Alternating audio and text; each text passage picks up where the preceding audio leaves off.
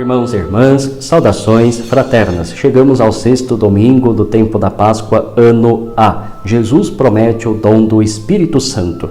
Esta temática do Espírito já é introduzida pela liturgia 2 semanas antes da solenidade de Pentecostes, com a qual encerraremos o tempo litúrgico da Páscoa.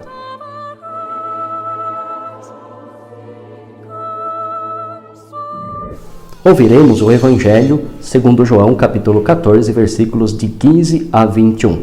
Como no domingo passado, trata-se aqui ainda do discurso de despedida de Jesus. Ele está preparando a comunidade de discípulos e discípulas para os eventos pascais que se aproximam. E vem a promessa de um defensor para a comunidade no seu processo com o mundo.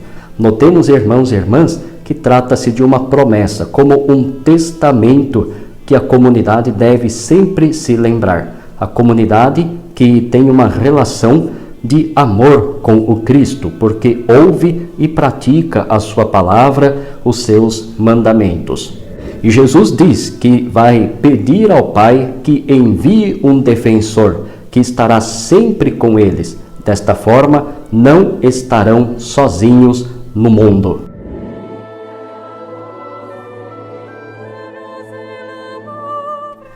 O Espírito presente na Igreja perpetua a memória de Jesus. E de fato, se a comunidade vive arraigada do Espírito, ela torna-se capaz de modelar a sua vida a partir de Jesus Cristo, superando todo comodismo, quer na Igreja, quer na sociedade.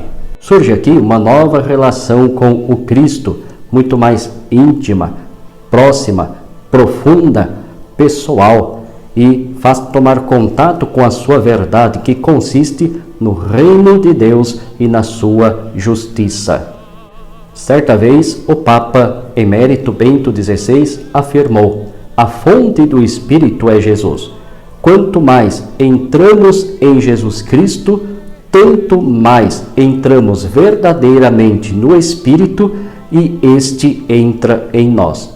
De fato, irmãos e irmãs, o Espírito habita a sua Igreja. O Espírito de Cristo está em nós. Notemos que o Espírito prometido por Jesus, ele é um defensor, a fim de que nós não nos afastemos da verdade que está em Jesus.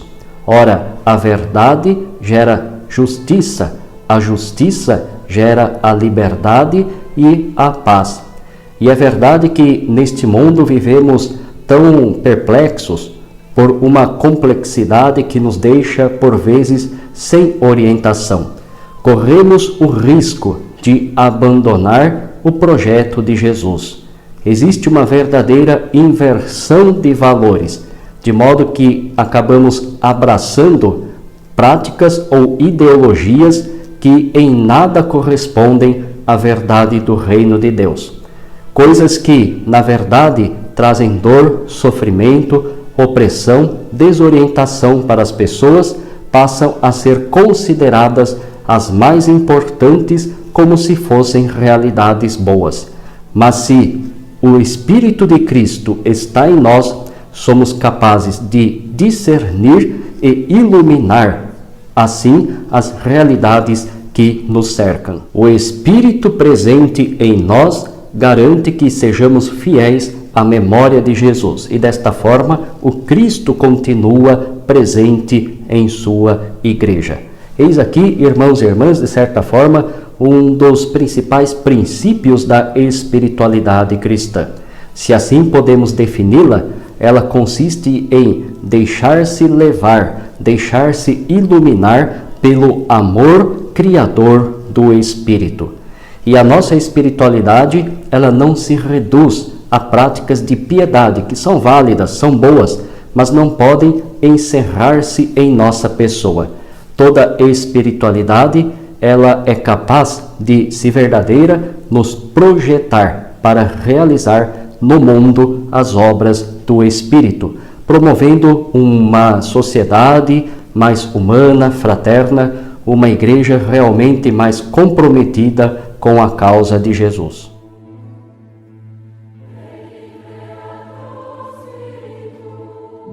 A primeira leitura deste domingo é do livro dos Atos dos Apóstolos, capítulo 8, versículos de 5 a 8 e de 14 a 17.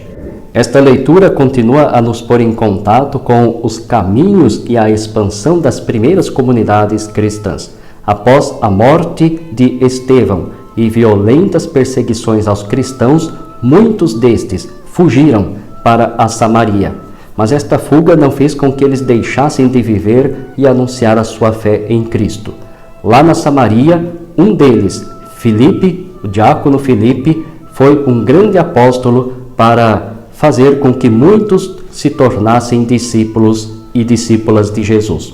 Sabendo do fato, Pedro e João são enviados a Samaria a fim de impor as mãos e invocar o dom do Espírito Santo sobre a comunidade.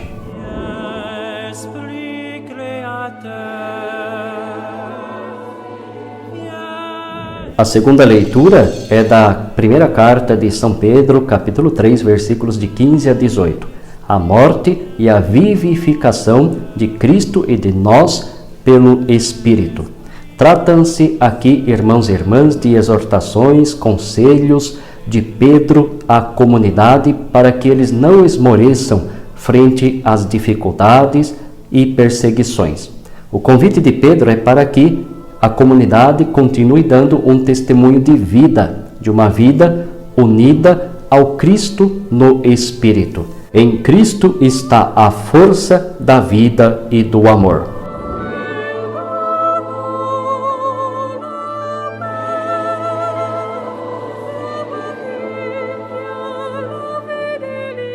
E se a comunidade unida ao Cristo é fiel e resistente diante de tantas dificuldades, ela não tem medo de responder por sua fé diante de Deus e diante do mundo, um mundo que muitas vezes é hostil aos valores do Evangelho.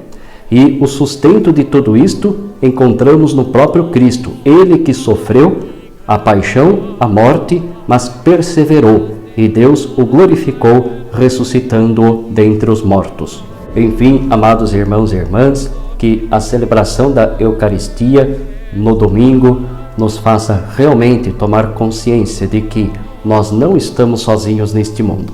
O Cristo, pelo dom do seu Espírito, continua vivo em cada cristão, em cada comunidade, chamada a testemunhar a sua fé.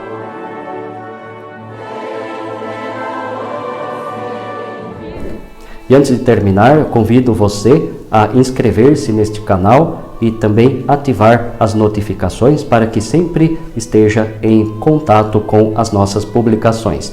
Um grande e fraterno abraço com as bênçãos de Deus.